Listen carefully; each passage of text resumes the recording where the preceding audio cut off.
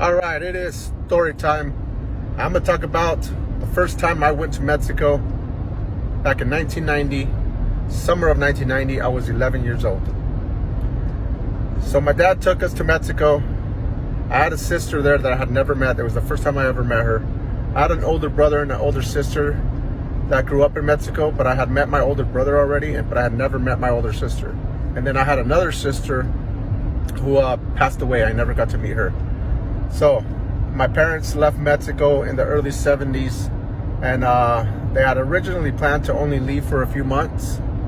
So they left my brother and my sister with my grandparents, and a few months ended up turning into 16 years. So my mom didn't see her kids again her daughter for 16 years. Like I said, my older brother I met in 1986.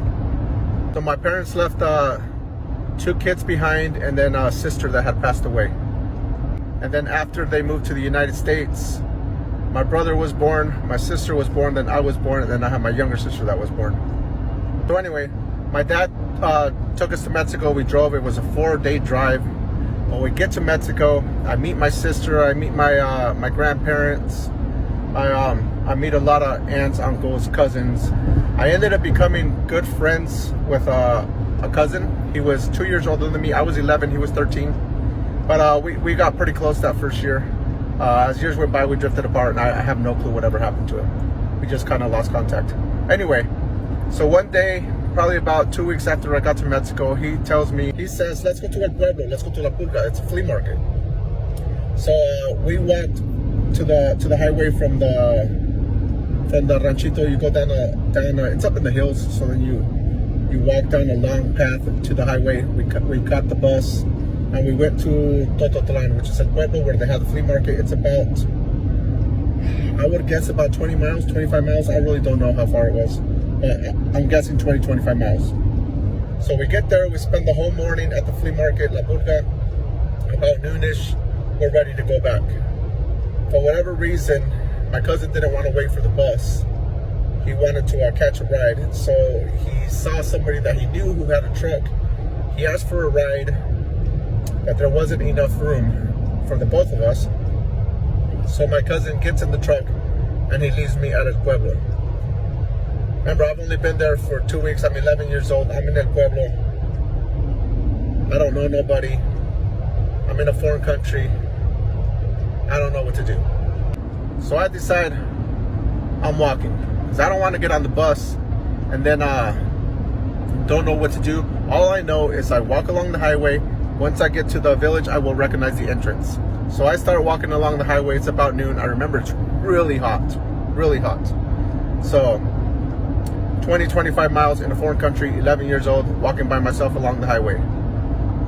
I remember the highway it was in really bad shape. I remember a lot of potholes, but it was fairly thin, so I would have to get really close to the edge whenever a semi or a car would pass by. But I remember looking over a cliff, and there was a cow that somebody had lit on fire, and it was just lying there. It was like it had just happened, and I looked around, there was nobody there. There was just a charred cow. I remember that. Somewhere along the way, maybe about 10 miles further down the highway, I decided to cross the highway because I recognized something, and I'm thinking to myself, okay, the entrance is almost here, which it was probably still about 10 miles away, but I was a kid, so I thought it was closer.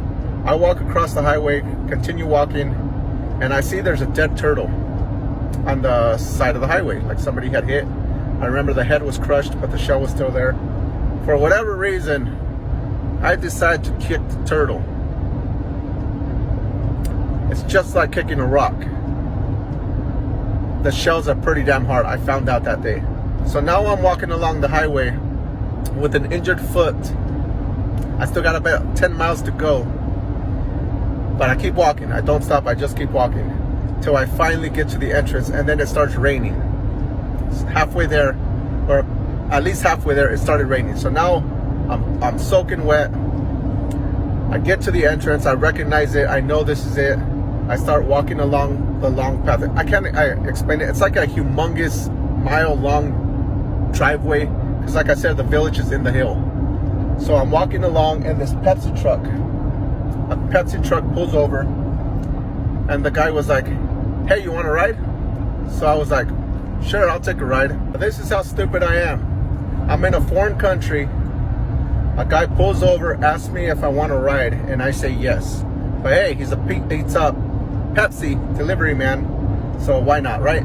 But then he doesn't let me in this truck. He tells me to climb up on the step right before you get into the driver door and just hang on to the mirror. So I do just that. I climb up on the step, I hold onto the mirror, and he starts driving like 30 miles an hour down this big long like driveway. Now remember, it had rained, so there were puddles. So he's going fast, and every time he hits a puddle, it's spraying all over me. So now I'm not just soaking wet from when it started raining halfway down the highway. Now I'm covered in mud. So I got mud all the way, all over me, all over my pants, all over my shoes, everywhere. I'm covered in mud now. So we get to El Rancho. As soon as you come to El Rancho, you have like a plaza. So he drops me off there, and then I still got to walk home, go up the hill to where we were staying at my grandma's house. Get there, I don't say nothing. I just take a shower, I change. My cousin shows up. He's like, hey, what'd you do? I go, I walked. He's like, you walked? And he starts laughing like it's a joke. I can't believe you walked. You should have taken the bus. And I'm like, I'm not from here. I don't know what to do. I get on the bus, I'm gonna freaking end up in Guatemala. I don't have a clue where I'm at. So I get changed, and my cousin's like, after he's making fun of me because I walked, he's like, let's go to El Rancho. So we go down to El Rancho. As soon as I get to El Rancho, my dad's hanging out with some people having beers, and he suddenly starts yelling at me. And he starts yelling at me because the guy that he's having a beer with saw me walking along the highway and told my dad that I was by myself walking along the highway. So my dad was pissed that I was walking along the highway. I could have gotten hurt. At the time, I didn't understand why he was yelling at me, but now, I see where he's coming from. I probably would have done the same thing. I probably would have been mad too. But he was mad at me, and he was yelling at me.